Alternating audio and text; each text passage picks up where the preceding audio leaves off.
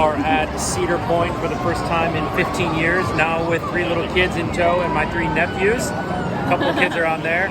We're going to give you some pointers and tips that we learned today now that we're adults managing kids, and maybe that will be helpful for you if you come here. All right, the first tip that we have is work your kids up from little stuff to big stuff.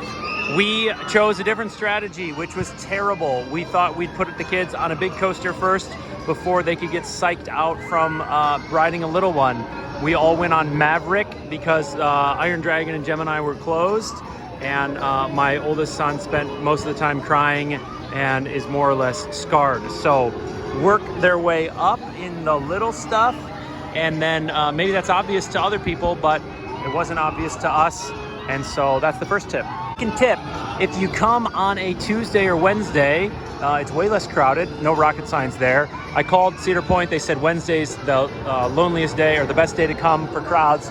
The other thing is, consider going when the weather doesn't look perfect. We had like a 90% chance of rain today. It's been on and off. We've been watching it. We haven't been shut down yet, but the clouds and the sky and the chance of rain stopped a lot of people from being here. So the wait lines are short and you get to have a lot more fun. All right, the next tip is not just download the app, but use the app in a certain way. Use the app to maximize the way you use your time. So when you download the app and you go into settings and you turn on location services, when you're in the park, you can see the wait times for the different rides. It'll give you like in 15-minute increments, you know, less than 60, less than 2 hours, whatever. And then it'll also tell you about which rides are shut down or closed for maintenance, which is happening a lot here. There's lots of rides that are down for 15-20 minutes and then they're back up again. And so before you waste your time walking to the other end of the park, you can check that out. You can go to list view and then you can just do coasters, and there's like 17 rides that show up, and then you can just see which ones are up and down and what the wait times are, and you can really maximize your time. And with that comment comes the advice to parents is try not to like let your kids get fixated on just one coaster. It might be closed the whole time you're there. It might be then very disappointing that you can't do that coaster. And so just try and keep the schedule flexible, because the wait times might be super long. It might be the coaster on the other side of the park, or it might be down for maintenance and repairs, and you just got to hold those plans loosely. If not, it's just really frustrating as a parent because you're juggling bathroom breaks, sunscreen, water, food, thrill rides, wait times, just all these things. So hold those plans loosely and just try and jump on a up and running ride that has a low wait time that fits your family's interest. Next thing is water. Our family drinks loads of water, and we're here with my nephews, and they had bought these things. They're like $35, and you can refill them as often as you want, not only with water, but also with other stuff. And so we've just been carrying this around and just refilling it, and all 9 of us have been drinking from it. So we probably have super good immune systems now. Water is huge here. It's super humid in general in the summer, and you're just going to be sweating like crazy, and with all of the exhilaration of the rides, if you're not well hydrated, then you get sick in a hurry. Ask me how I know. My handsome nephew. So the next tip is also about the weather. They say that as soon as it rains, they shut down the rides, but that has not been true. As you can see, it's raining now, and all of the rides are still running. They really haven't shut down any of them that we've seen on the app. So yeah, again, if you're not a big fan of crowds, consider going on days that have slightly dodgy looking weather. And then, you know, if it rains really bad and they shut something down, you know, take a break. If you're here 10 to 10 like we are, then you might want that break anyway. But it's really refreshing and cool on a hot summer day like now, middle of July. And again, it drives down the crowds, which for some of us is a really big factor. Littlest nephew, what tip would you give to parents who are taking their kids to Cedar Point? I should have warned you. Don't start with the big rides. Don't start with the big rides. Yeah, we made that mistake. Do you have another tip? Because I kind of already gave him that one.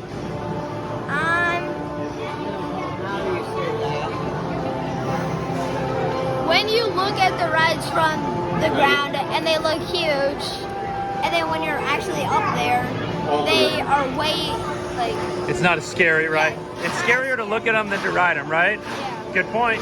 The next tip, don't always trust the app estimated times. So we rode Gateway earlier today. It said a 25-minute wait, and we were, Gatekeeper, yeah, sorry. So we were like over there or something like that. And then I looked a few minutes ago, and basically Gatekeeper, there wasn't even people on the stairs down there.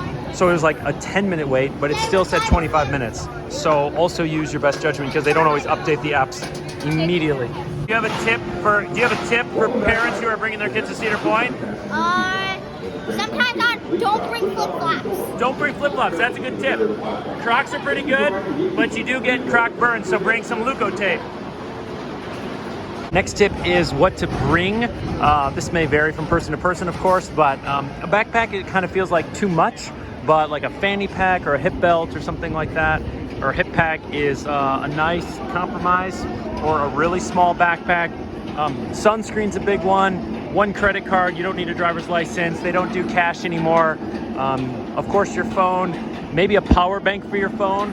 One tip is to put your phone in airplane mode and just use the Cedar Point Wi-Fi. It's around 2 megabits per second the few times I've tested, so you're not gonna be watching tons of YouTube videos, but it's enough to check the app and keep an eye on text messaging and stuff like that. So hydration is super important.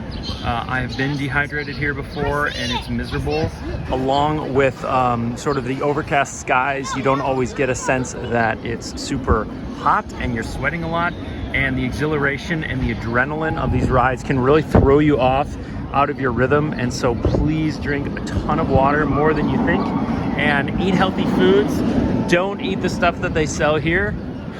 If you're anything like me, you will regret it. You won't feel good, and it's super expensive. So anyway, do what you want. But what we did is went back to the car, took a break, lots of fruits and vegetables, and got back at it for round 2. Next tip, take some time and just enjoy the fun stuff. It doesn't always have to be about the thrills. Just take a few moments, enjoy the beautiful view of this place, and yeah, and then put your kids in the cart in front of you so you can just hang out with your beautiful wife. Getting ready to get on Fjallraven or something like that. What's a tip for when you bring kids to Cedar Point? Wear comfortable shoes because you're going to be tracing them all over the park. Lots of water and cell phones. Yep, already had those tips. Old news, folks. 13 miles of walking, 10 a.m. to 10 p.m. Actually, it's like 11. And little guys won some axolotls. Accurate throws. Have a good one.